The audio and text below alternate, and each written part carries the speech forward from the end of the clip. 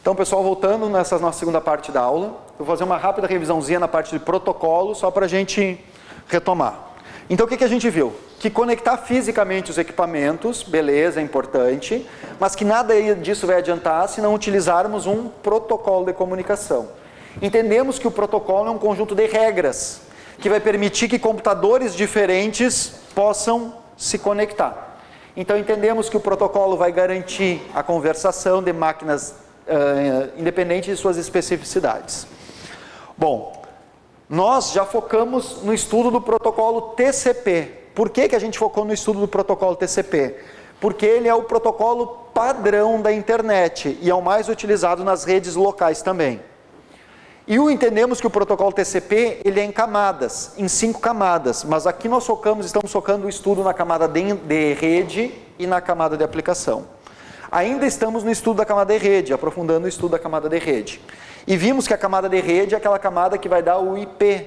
O IP nada mais é do que o endereço do computador na rede, é um número que cada computador que entra na rede recebe. Entendemos que esse IP é único. Entendemos que ele é único, que ele é formado por 4 bytes, separados por um ponto, que ele tem que variar com valores entre 0 e 255, 4 valores entre 0 e 255 separados por um ponto, e que esse IP pode se reconfigurar. Então a gente está estudando o esquema, estudando o IP por esse esqueminha aqui. Então vimos que na rede local, cada computador que entra na rede local recebe um IP. Então agora nós vamos acrescentar mais uma expressão aí no nosso vocabulário.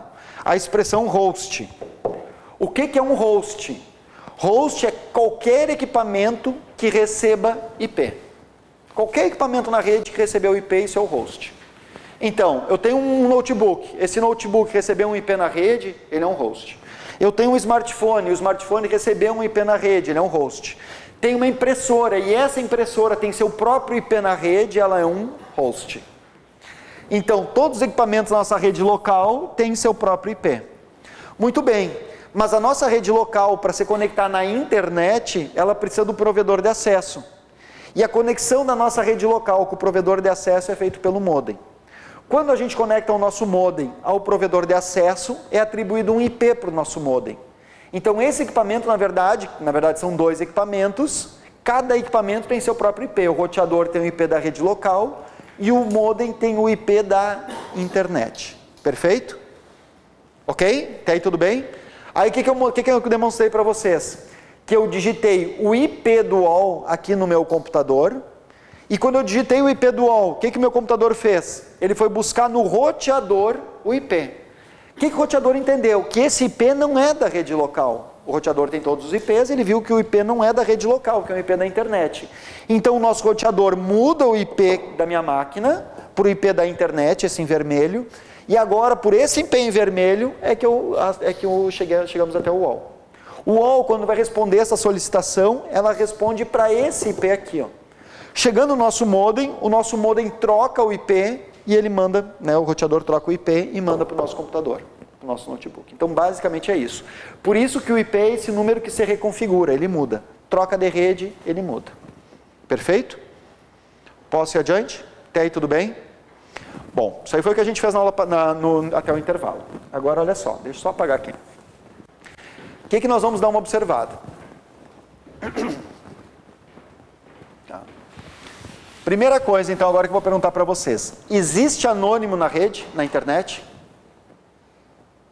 Existe anônimo? Por exemplo, eu crio lá no Facebook um perfil falso, um fake. Eu crio lá no Facebook um fake, um perfil falso. Crio lá o perfil Zé das Couve. Muito bem, crio esse perfil. Aí, só perguntar uma coisinha para vocês. Vocês já curtiram meu site na internet? Curtiram minha página no Facebook? Não? Quem não curtiu? Não, vocês não. Então, olha só, saibam que hoje à noite eu vou acessar pelo meu perfil falso, pelo meu fake. E vou entrar no perfil de vocês e vou detonar com vocês. Se preparem. E aí eu pergunto para vocês, teria como vocês saberem quem eu sou? Quem foi a pessoa que ofendeu vocês? Então funciona assim, ó. Quando eu acesso lá na minha casa o Facebook, o que o servidor do Facebook faz? Ele captura o nosso IP. Por qual IP esse usuário está se conectando? Então ele capturaria esse IP aqui, ó, 189. Ele iria anotar assim, ó, 189, o usuário Zé das Couves se conectou pelo IP 189, 101, 23643. Exatamente. Ele iria anotar isso. E que esse usuário se conectou, digamos, às 4 da madrugada e ficou conectado até às 6 da madrugada por esse IP. No dia, vamos botar aqui o mesmo dia, 28/7.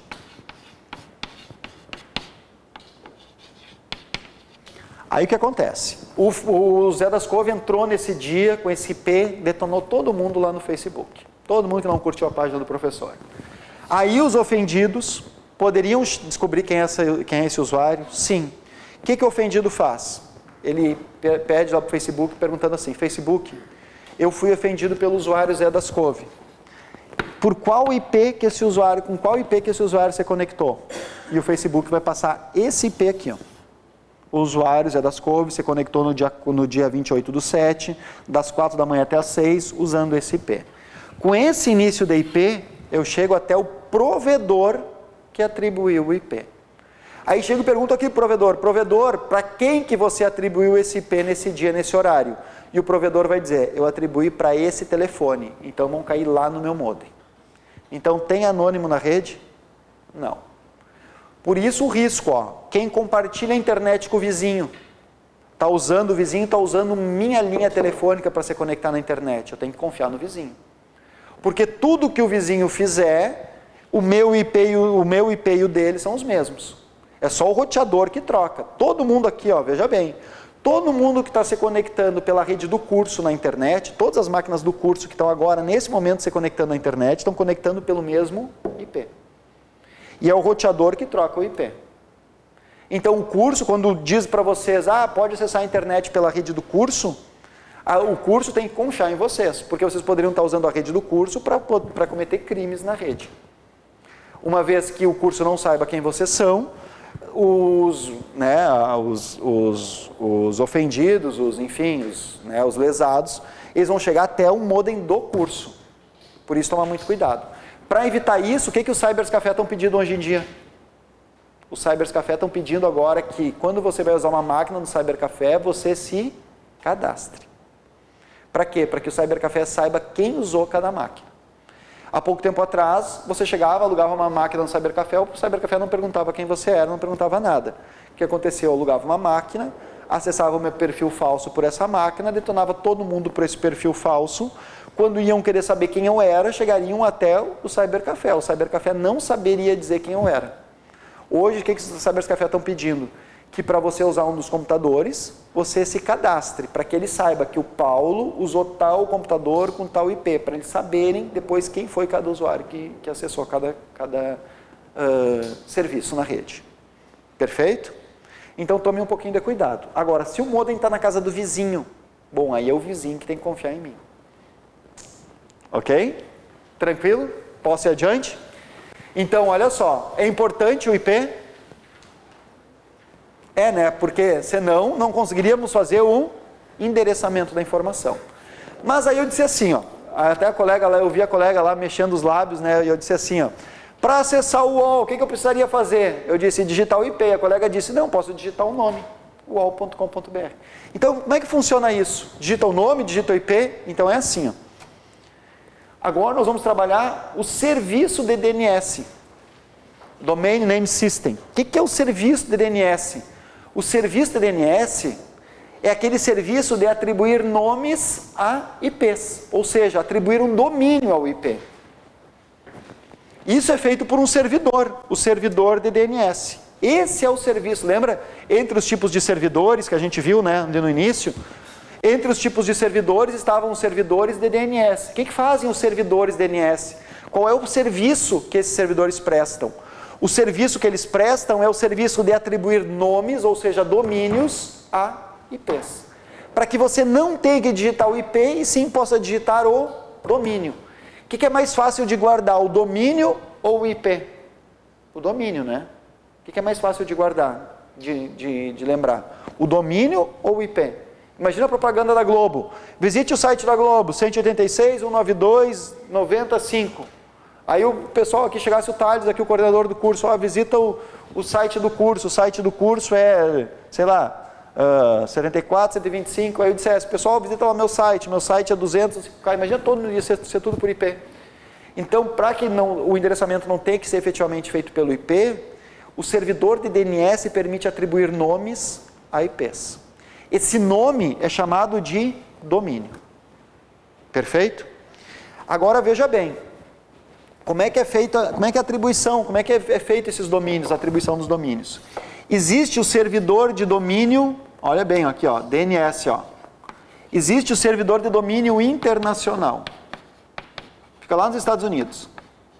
Registrou lá nesse servidor de domínio internacional, não precisa pôr o ponto .br. Então, todos os domínios que não tem, só vai até o ponto .com, foram registrados nesse servidor aqui, ó. A esse servidor vai estar lá o ponto .mil, o tipo, o ponto .gov, o ponto .edu, e depois os dos países, ponto .br do Brasil, da Argentina, ponto .ar, do Uruguai, o Y. Aí vem os servidores de DNS de cada país. Eu tenho esse esqueminha melhor aqui, ó. Então funciona assim, ó. Aqui está o servidor de domínio de DNS internacional. Ficou meio pequenininho agora aqui na projeção. Depois o edu, o ponto .gov, o ponto .mil, todos esses aqui estão ligados diretamente ao servidor de domínio internacional. Mas também ao servidor de domínio internacional estão ligados aos servidores de domínios dos países. Então o BR, o servidor de domínio aqui brasileiro, está ligado ao servidor de domínio internacional. O da Argentina está ligado ao servidor de domínio internacional. Certo? Então olha bem. Nós, agora que vem aqui aquela questão que eu comentei bem lá no início. Muitos de nós achamos que a internet é uma bagunça, que não tem uma organização, e existe. Quem é que faz a organização da internet brasileira, aqui no Brasil? É o comitê, olha bem, isso eu quero que vocês anotem, ó, é o Comitê Gestor da Internet no Brasil, o CGIBR. É esse órgão aqui que faz a gestão da internet no Brasil. Hoje, uma autarquia. O CGIBR, Comitê Gestor da Internet no Brasil. Visitem, ó, agora, ó, visitem, pessoal que está em casa já pode acessar o site agora, quem está em casa, visita esse endereço. Já vou explicar por quê. Ligado ao Comitê Gestor da Internet, existe um dos setores que é o registro.br. Visita o registro.br, também já vou explicar por quê.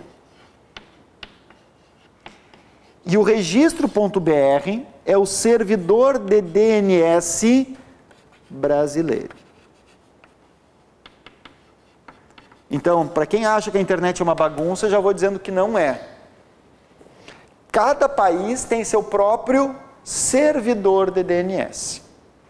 E o servidor de DNS brasileiro, que está lá no registro.br, é um órgão que está ligado ao Comitê Gestor da Internet no Brasil, essa autarquia. Então, olha bem, todos os registros registrados aqui no servidor de DNS brasileiro, todos os domínios, né, registrados no servidor de DNS brasileiro, ficam sempre com a extensão .br. Então, o domínio, olha bem o que a gente está estudando aqui, ó.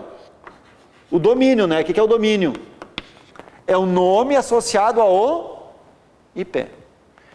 Se o domínio terminar com BR, significa que ele foi registrado no servidor de DNS brasileiro, aqui no registro.br. Então, aprenderdigital.com.br, aonde é que eu registrei esse domínio? Aqui, ó. Só para vocês entenderem, eu pago pelo meu domínio R$30 anuais, é uma anualidade, para manter o domínio comigo.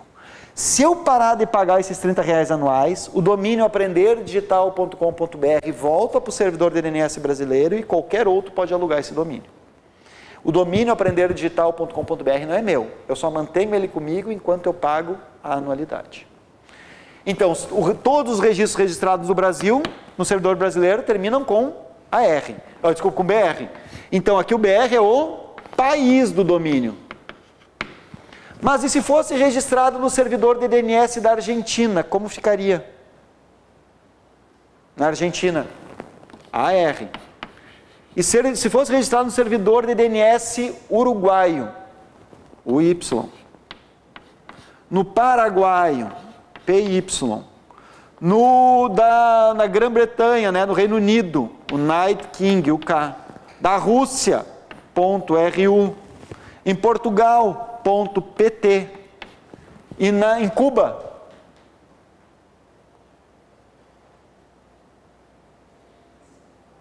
.cu. Ainda bem que a gente não diz brr, né? Mas é .cu mesmo.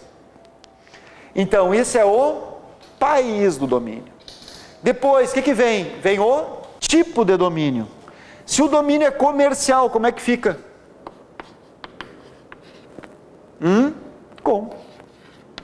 E se for educacional? Edu. E se for militar? Mil. E se fosse do governo? Gov. E se fosse educacional, colégio? G12. E se fosse empresa? EMP. E advogados, professores, fisioterapeutas, profissionais liberais também podem ter seus domínios? Sim. Também tem aqui extensões para domínios de profissionais liberais. Por exemplo, se for advogado, ADV. Se for professor, .pro. Paulo, por que você não registrou aprenderdigital.pro.br? Eu não registrei .pro, eu registrei .com, porque achei que muitos usuários não iriam entender que pro é professor. Então optei por registrar .com, certo? Mas se fosse fisioterapeuta, .fis. Inclusive se não fosse nada, não se encaixou em nada, pessoa física, .non. Então isso aqui é o tipo de domínio. E depois vem o domínio propriamente. Então, ó, aprender digital é o domínio. .com tipo, BR o país. Isso é o domínio. E esse domínio foi registrado aonde mesmo? No servidor de domínio. No caso, o servidor de domínio brasileiro. E se eu tivesse registrado no servidor de domínio internacional, como ficaria? Sem isso aqui, ó. No internacional, não precisaria utilizar isso aqui. O país. Então, globo.com foi registrado em qual servidor de domínio? No internacional, e não do país aqui. Ó. O do país está subordinado ao servidor de domínio internacional.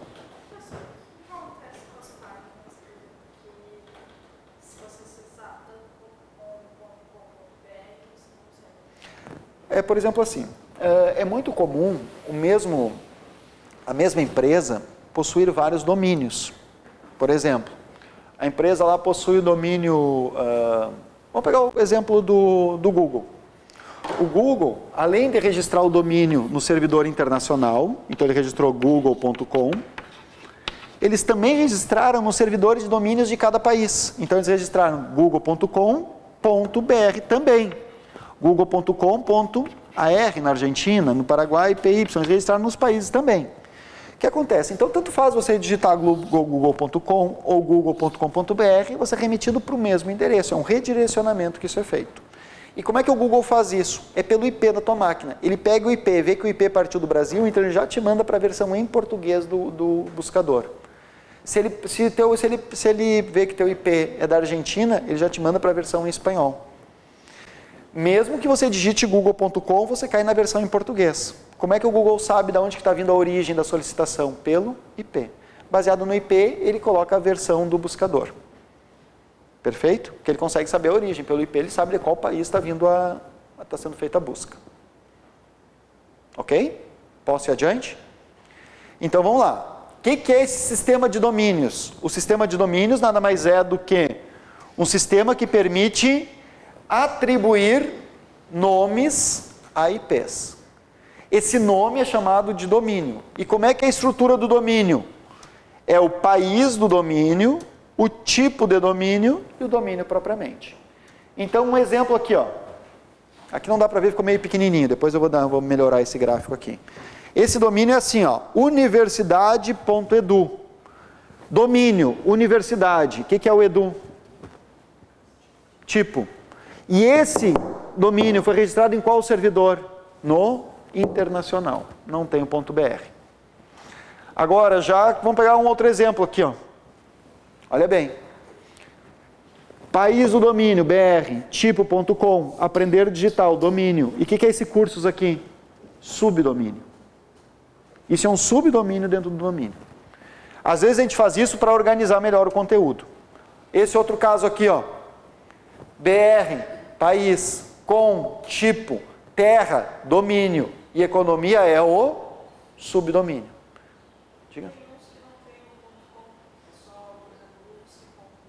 É porque aí, porque acontece, isso é uma explicaçãozinha um pouquinho mais longa, é porque esses aí já estão registrados, funciona assim, ó. Eu vou deixar uma explicação, essa é uma explicação um pouquinho mais longa. O que acontece? Não sei se você já viu essa questão do Snowden, que tem aí que os Estados Unidos rouba todos os dados, não sei se você está a par disso, isso envolve tudo isso aí. O que acontece? Todos os países, eles usam a estrutura da internet que os americanos criaram. Usam um servidor de domínio internacional que está sobre... os americanos é que estão gerenciando esse servidor. Eles, por várias vezes, já quiseram passar isso, não querem? Querem passar a administração para um internacional, para que seja um conglomerado internacional que faça a administração. Só que acontece, os países utilizam a estrutura dos americanos para não investir numa estrutura da internet no seu país, usam a estrutura americana, usam esse servidor de DNS americano. Então, quando usam o servidor de DNS americano, por exemplo, qual é o teu e-mail?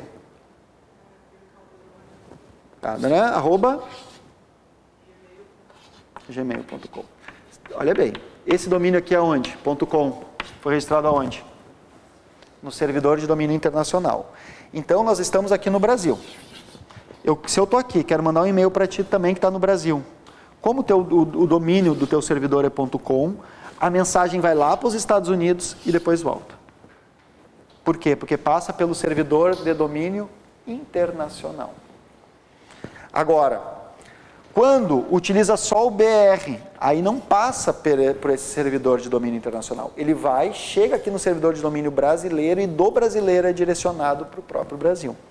Então, aí nesse caso, se eu fosse mandar um e-mail para ti, digamos, se você tivesse um servidor de domínio brasileiro, que só o BR aqui, né, sem o tipo. E também tem uma coisa, aqui também tem uma questão, tem a ver com as universidades.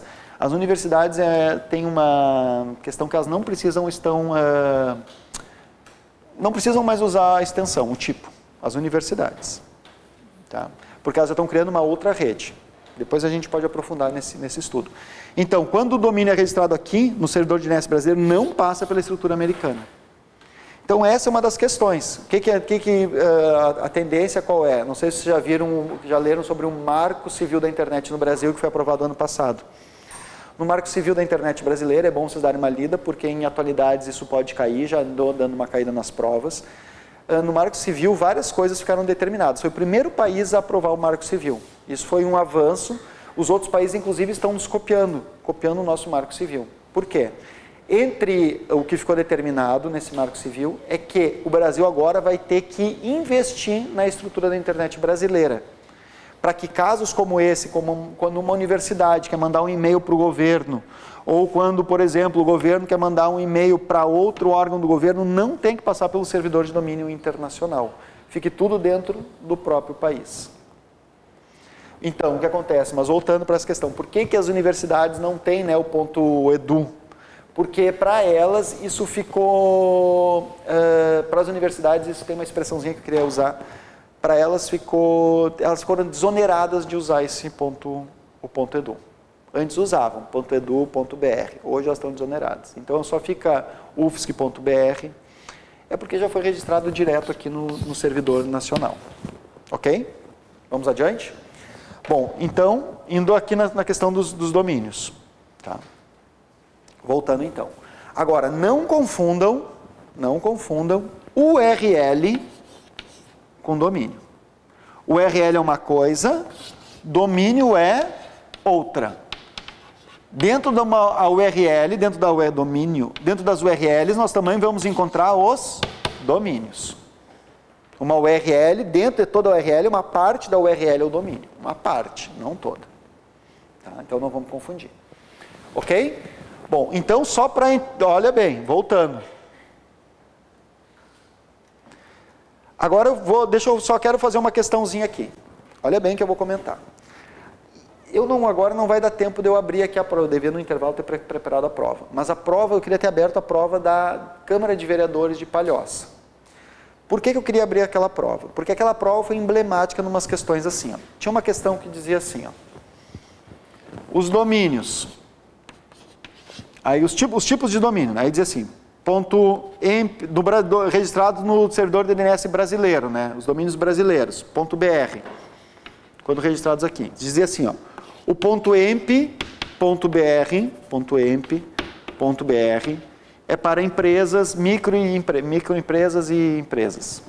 O .com era comercial, .com.br. O .edu, se não me engano era edu. O .eco é para empresas de cunho ecológico e tal, organizações ecológicas, .br. E o .emp, .com, .eco e o .edu, eu acho. Não me lembro bem. Não era edu, era... Bom, eu não lembro bem. Aqui tinha mais um aqui. E perguntava sobre... E dava uma definição, para que era cada domínio, cada tipo de domínio. Aí dizia aqui. E perguntava quais dessas aqui estavam certas. Olha bem, gente. O que eu disse para vocês? Onde é que esses domínios são registrados? Onde é que eu registro um domínio? No servidor DNS brasileiro. E onde é que é esse servidor DNS brasileiro? Olha bem, pedi para vocês anotarem aí, ó, no registro.br. É aqui que eu registro. Então eu vou entrar lá no registro. Olhem bem que eu vou mostrar aqui. www, nem precisa pôr www, só põe assim, ó, registro.br. Tá? Vai abrir aqui a página do registro. É aqui que eu registrei o meu site, é aqui que o Energia registrou o site dele. Todos esses domínios foram registrados aqui, pagando anualidade de R$30. Agora olha lá, diz assim, ó, sobre domínios, observa bem. E o primeiro item do menu, ó, conheça as categorias de domínio BR. E tá aqui, ó. Ah, era net, desculpe, não era edu, era .net. E a pergunta da prova era justamente esse quadro aqui, ó, caiu isso aqui, ó. Só mudaram a ordem de um item aqui. O que eu quero dizer com isso, então? Sempre que os professores derem a fonte, entrem e visitem a fonte. Tem que visitar, porque na nossa apostila, se vocês avançarem um pouquinho, vou te pedir um pouquinho aqui a apostila emprestada. Se vocês... Desculpa, aqui falhou a voz. Se vocês avançarem até a página... Eu coloquei os tipos de domínio. Não todos, mas coloquei alguns. Se vocês avançarem para a parte de internet, na página 119, é isso? Isso, 119, vocês vão encontrar uma lista de domínios. Mas, claro que eu não consegui colocar todos, né? Então, o que é importante? Visitar o registro.br. Até porque nesse eu não coloquei o eco. Essa apostila é um pouquinho mais antiga e essa com atividade de foco ecoambiental ainda não tinha. Então, foi pedido exatamente isso aqui. Esse quadro aqui, ó, esses 4 tipos de domínios, exatamente esses aqui. Então, visitem o registro, certo? Porque olha bem que eu vou explicar agora. As organizadoras se baseiam nesse material aqui. É daqui que eles tiram as questões da prova. E agora, imagina de onde é que eu busquei essa lista de domínios. Vocês acham que eu criei tudo na minha cabeça? Não, eu entrei aqui, copiei e colei na apostila de vocês. Por quê? Eu vou inventar? Não, eu vou pegar da onde a banca tira a fonte. É a mesma fonte. Ok? Então tem que sempre dando uma olhadinha nesses tipos de domínio. Sempre tem que dar uma visitada aqui. Certo?